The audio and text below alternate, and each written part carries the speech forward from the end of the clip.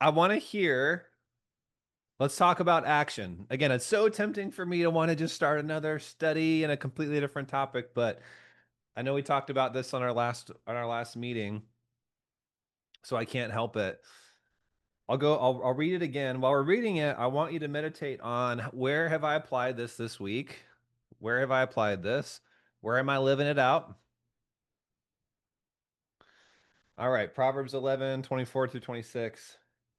Give freely and become more wealthy.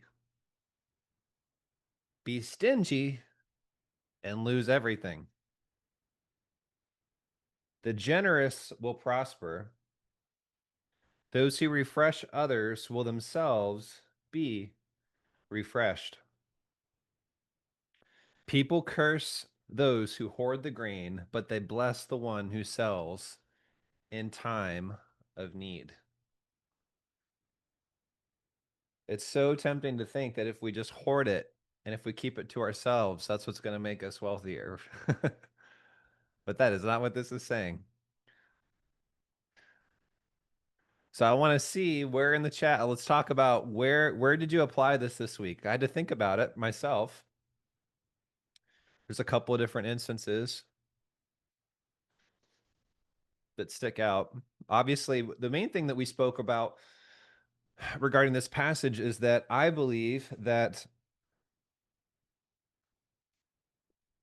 when he's talking about giving freely and not being stingy and refreshing others, it's not just, hey, I've got a can of soup that I could give to the homeless shelter. Let me just give to the homeless shelter. There's nothing wrong with that, right? That's great. Or, hey, I've got an extra coat. Someone needs a coat. Let me give them a coat. I think that that's wonderful. But we talked about it. These verses are right before people curse those who hoard their grain, but they bless the one who sells in time of need. So I truly believe that as we sell something to other people who truly need it, there will be blessing. And that's a form of refreshing. And that's a form of not being stingy. Does that make sense? Okay. I know we talked about it last week, but I want to talk about it again and again and again and again and again because I find that you can't hear these principles too much, right? So we talked about one of the greatest forms, in my opinion, of generosity is not hoarding your gifts and the things that you can do to bless others through your talents that you also will get paid for. Nothing wrong with that. And again, I'm not saying don't give away stuff for free, but it's really important to think about, okay, what are the things that God has given me? The abilities, the resources, the talents, the problems that I can solve, and how can I go out there when there's a famine, when there's a need, and distribute those to other people and have them be really grateful, right? I mean, think about it. What is the thing that whenever you really need something, can any of you think of the last time you were really, really, really, really hungry and you forgot to bring a lunch or you forgot to bring a dinner or something and you finally find a place to eat? What's the first thing that you say when that food comes sizzling out and hits your table? Bless you. Thank you. Right? I'm so grateful for this. Right? Now you paid for it, but you're still extremely grateful. You're still extremely grateful. People need it. It's a need, right? So I'm gonna read over here in the chat a little bit. I want to see where you guys applied this,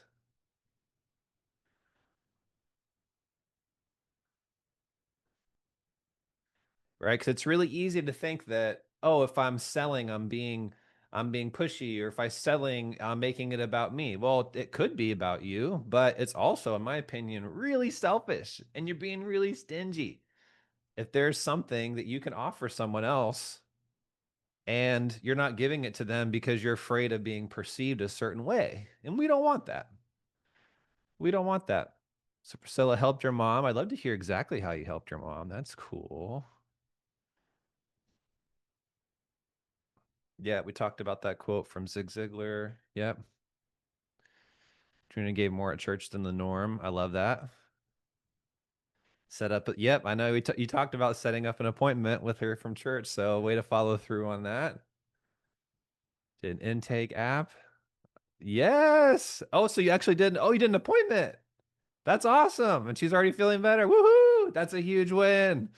I love that. Way to follow through, girl. This is why Trina came in second place for the Good and Faithful games, y'all. She is an action taker. She's probably like, I would have came in first if, you hadn't like screwed around with the points, Jeremy. She's like, I know what you did. No, I'm just kidding. It was fair. It was fair. Okay. Let's see. Yeah, Naomi. Yep.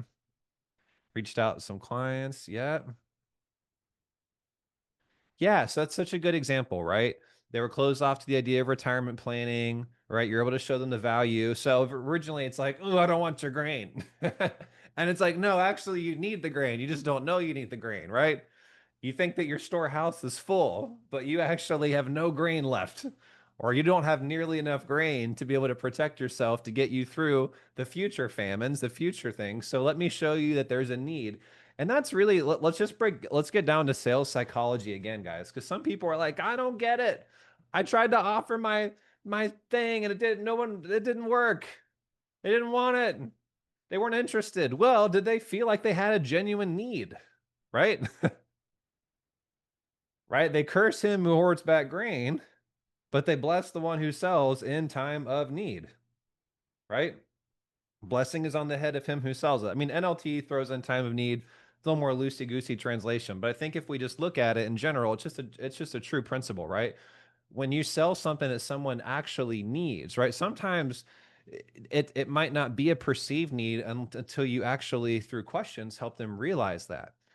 And so you got to dig in a little bit. They might not think they need it, but they actually do need it, right? Have any of you guys bought something that at first you didn't think you needed, and then afterward you're like, man, I actually did need that?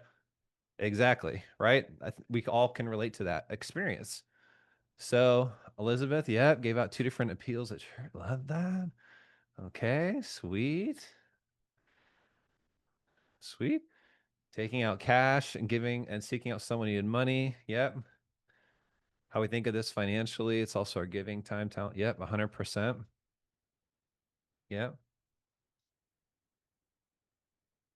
Yeah, it also says in Proverbs, you haven't talked about this, about a man's gift making way for him, right? And it will lead him before great people. That there is such a when you start to walk in generosity and you start to give, even when you're tempted to hoard and be stingy, I'm telling you guys, it really opens up a door. And really, one of the greatest things that I feel like has helped me in networking and building out my community and having a lot of people that are willing to give me favors and help out and which, by the way, we have an amazing training coming tomorrow night.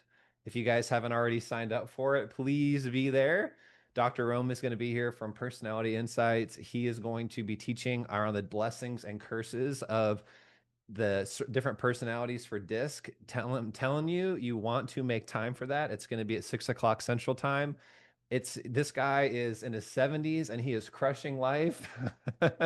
And he's probably the foremost expert in the world when it comes to the disc assessment, and has trained at some of the top fortune, I mean, just, led Fortune 500 companies and done huge corporate trainings and still does that, still does private retreats and things, and himself has done a very good job with wealth building and is in a very good position. In his words, he has more money than he knows what to do with.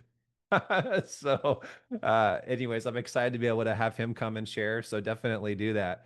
But it's just interesting, right? Like when you just decide you want to give and you want to bless and you want to serve, how much that tends to come back onto you. Not doing it for that reason, but that's just the way that it works in God's economy.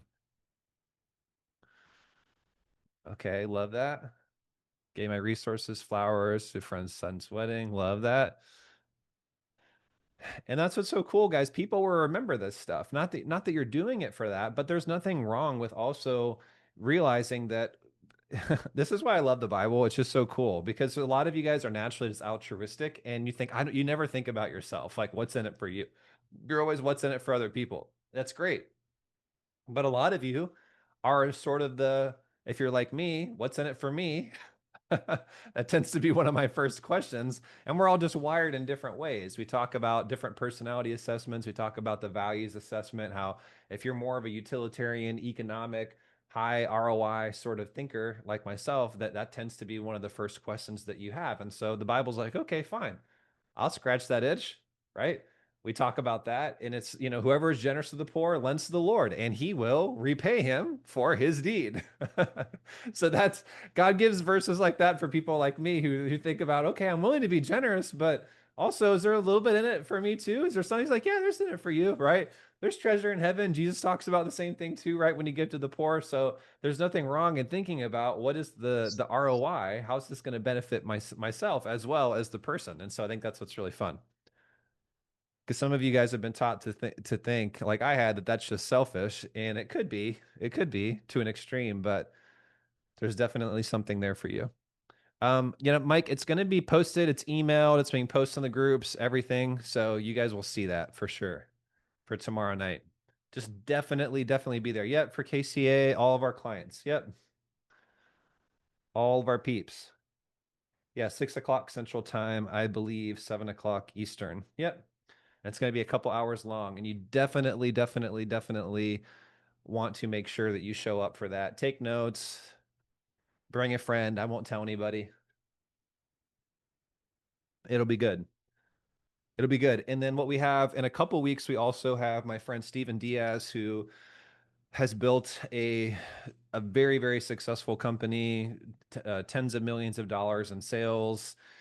He loves Jesus, he and his wife, and he's going to come and talk about just tons of ways that you can be resourceful and earn some quick cash in a couple weeks. So I'm really excited about that. I don't have the date right in front of me, but I know he's coming. So just so you know, guys, part of what we're starting to do is twice a month, we're having experts come into this community, and they're going to come and speak. And I'm bringing in really high level, solid, amazing people. And I want to be as generous as I can possibly be to you. So by letting you guys share in the network, and a lot of my network was built out by being on a call with someone whose group I was in, and then getting to know them, and just saying thank you and reaching out. And some of these people you make friendships with, and then eventually they want to come on to your platform. So we're excited to be able to share with you these people. I'm talking really successful people, and what's really cool is I'm not bringing in people that are just successful from a worldly standpoint, like from a financial standpoint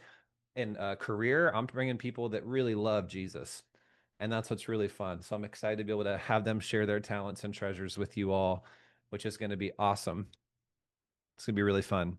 And what's really cool is that a lot of these people started off where some of you guys were at and where I was at, where you probably wouldn't consider yourself mega rich or super wealthy or coming from living in the lap of the luxury, but or having the silver spoon in your mouth, but they built up a very successful company, and they want to give back, they want to share. So we're excited for that.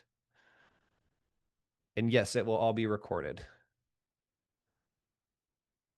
but it's only going to be recorded and sent out to people that apply this verse that we're talking about right now. Okay. So awesome. So if you didn't apply it last week, which some of you guys aren't posting, which is fine, you're in deep meditation and marinating on the truth. But I want you to think about, okay, this week, how can I do that? How can I sell the grain? How can I sell the grain? Because remember we've talked about this, and we talked about this verse so many times. Hopefully it's stamped in your forehead by now, but we've talked about Proverbs 12:11 a ton, where a hard worker has plenty of food, right? But a person who chases fantasies lacks sense, right? So if you work your field, if you work your land, you're going to have plenty of bread. So what he's talking about is okay, now you've got the bread, i.e. grain, you've got the grain. Now what are you going to do with it? You got to sell it, right? You got to offer it up. But one thing I just want to hit on again, just real quick. So let's go a little bit further back in the process, okay? Because we've talked this last week about I've already got the grain. Okay, if you got the grain, go sell it. That's the point. Go offer it up. Go refresh others. Don't be stingy. Go do that, okay? And the reason I'm focusing on that again right now is because that's how you guys are going to get out of the financial situation that you're in and into a better one, right? The primary way that you are going to get where you want to be is by working your land and then selling it, right? And really, like when it says whoever works his land has plenty of bread, or hard worker has plenty of food, right? That's an income generating task, right? He's not just talking about, okay, you've got your potatoes, you've got your grain, make sure that it's stored perfectly. That's obviously a part of it, right? Protect it from thieves, protect it from rot, protect it from, that's saving, right? That's managing, right? Those are important things. But if you don't work your land, you have nothing to manage, right? This is where a lot of business owners get stuck too. They're like, well, let me work on my operations, let me work on my systems, let me work on all of my deliverables once people are starting to work with me. If you don't have sales, you don't have clients. Sales is more important than operations because you don't have anything to hand over to operations if you don't have any sales. And you don't have any sales if you don't have marketing, right? You have to market. You have to go literally to market. You have to go somewhere and tell people, I have grain to sell. Here it is. Come over to my stand and then you sell, right? But you need to focus on income generating opportunities. That is a number one thing. And I think that it's so tempting again to want to get those dopamine hits and think that, okay, I did my budget today, I'm winning, right? Or I cut my coupons, or I did my thing, or I got on my money saving app, and it can feel good, and there's nothing wrong with that. And we want you guys to be smart about how you manage your money. It's really important. It really is. You have to. You have to, you have to, you have to. But you have to primarily focus on working your land, doing something to generate more abundance, things that you can sell. Okay. And then you have to go to market and you have to sell those things. And we also talk a lot about Proverbs 27 about, okay, if you have this idea of a herd, right? You need to know your flock, you need to be managing them, you need to be carefully paying attention to your flock and that whole concept. Well, again, when you if you were I was thinking about this last night, if you were in ancient Israel and you were broke, maybe you were a foreigner, you just came into the land like Ruth or someone like that, or Naomi, and you didn't have anything, you didn't have an inheritance, something happened, whatever, and someone looked at you and said, "Hey, I want to help you out, but I want to give you a hand up, not a handout. Here's some sheep," right? They gave you five little sheep, one male, five females, and go provide for yourself, right? If you literally were handed and delivered sheep and maybe an acre or a few acres or something like that, what's the first thing that you would do? Right? Would you focus on, okay, let me start breeding these sheep and work on my honeymoon suite for these guys? Or would the first thing you do be, well, I don't have a way to protect these sheep, right? Because if you don't protect them, it's going to get dark anytime soon. What's going to happen? Wolves are coming out, coyotes come out, whatever. I don't know what kind of lions, whatever. Ancient Israel, I don't know whatever the animals they have over there. But yeah, of course you need to build a fence, or you need to get a guard dog. You need to do something to do that.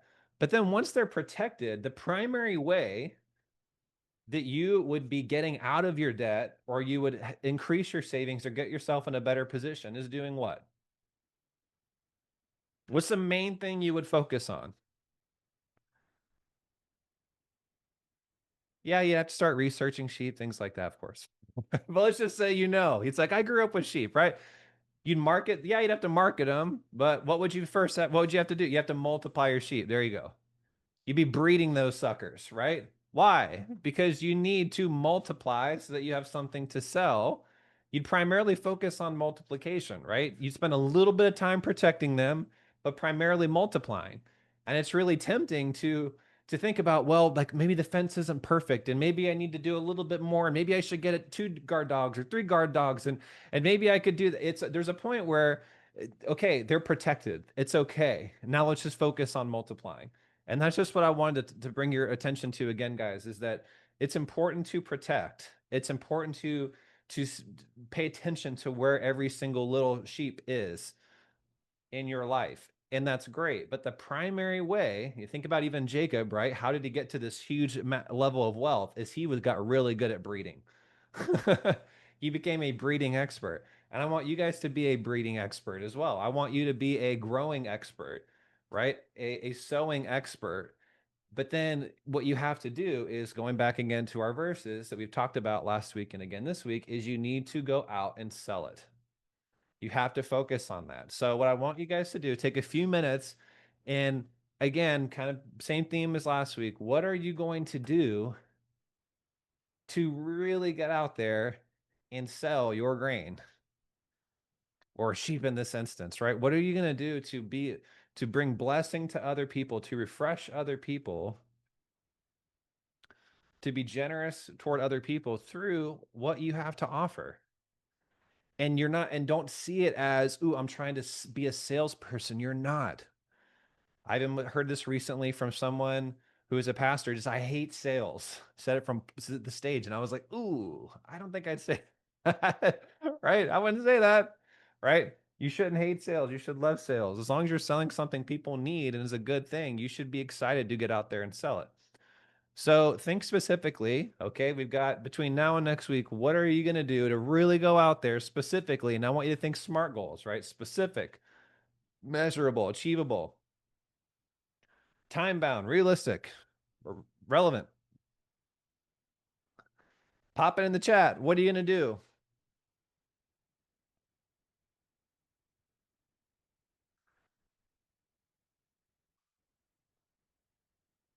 Awesome bar. That's great.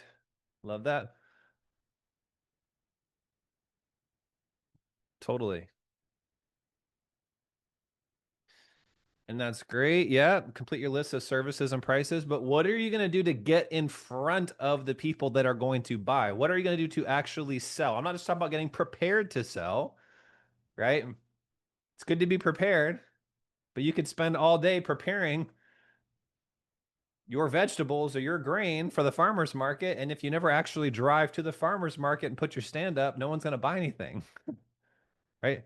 Some of you guys are still washing off your carrots, trying to make sure every speck of dirt is off. Just bring it to the market. Get out there, sell it. They can wash their own carrot. Better to have a dirty carrot to offer up than no carrot at all because you spent so much time trying to be perfectionistic about it. There you go. Yep, following back up with a person who said no. I love that. Posting your work, offering. There you go, Joy. There you go. Love that. Posting out this week. Yeah, so think about what if you talk about putting out content, okay, how much content are you going to put out there? When are you going to put it out? That's good.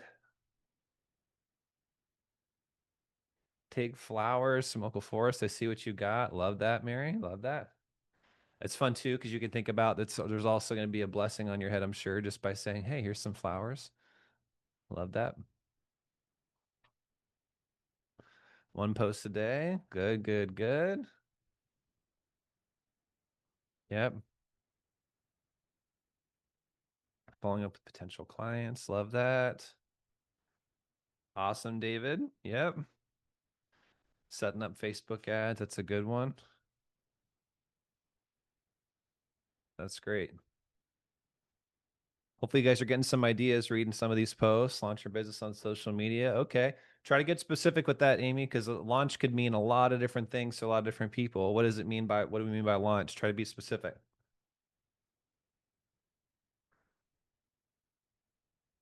Yeah, that your event website's coming, Mary. Yeah, love that. Something exciting is coming. Stay tuned. Get a little bit of curiosity going.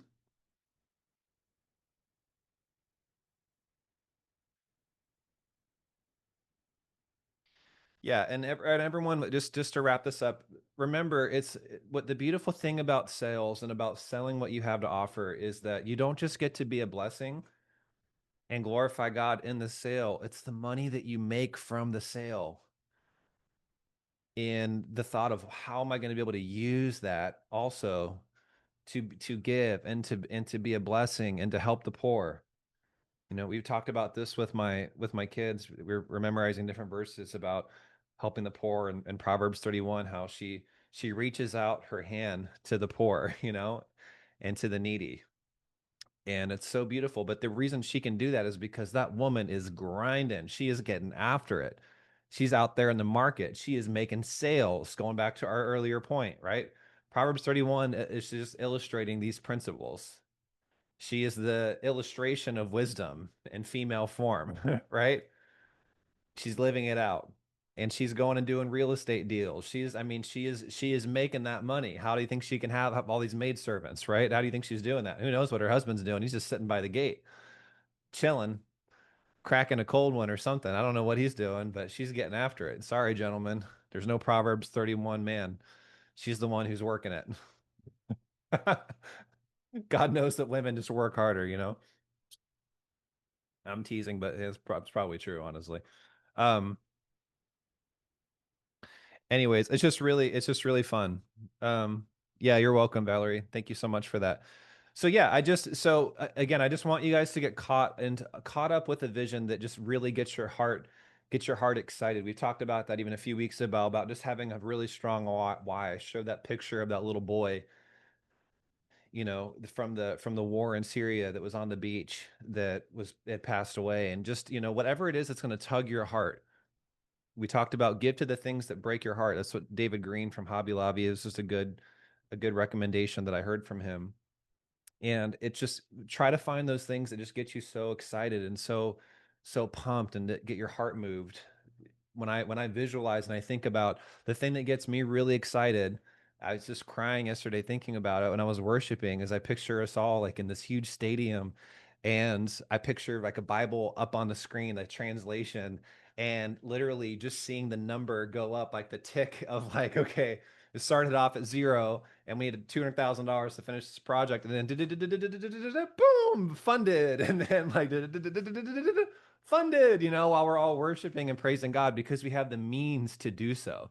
Right. So that's what gets me pumped up, whether that's sex trafficking or whatever, or some other cause, whatever that thing is. I want you guys to just get specific around what is the thing that breaks your heart? What is the thing that your heart is so broken over it that the thought of going out there and selling your grain so that you can give to that, man, it'll get you off your fanny and get you to work. So, anyways, I love you guys. Have an amazing rest of your day. Thank you guys for playing full out on the chat and showing up on video. And remember, I want you to really take stock, like write these verses down. I would encourage you put them on a sticky note, put them on your steering wheel, carrying them around with you, do something, put a reminder, read on them, meditate on it throughout the week. And I want you to try to really pray and ask God, how can, like, help me apply this, help me to live this out, and then share it. Share it. All right. Have an amazing rest of your week, everyone. Big love. Bye.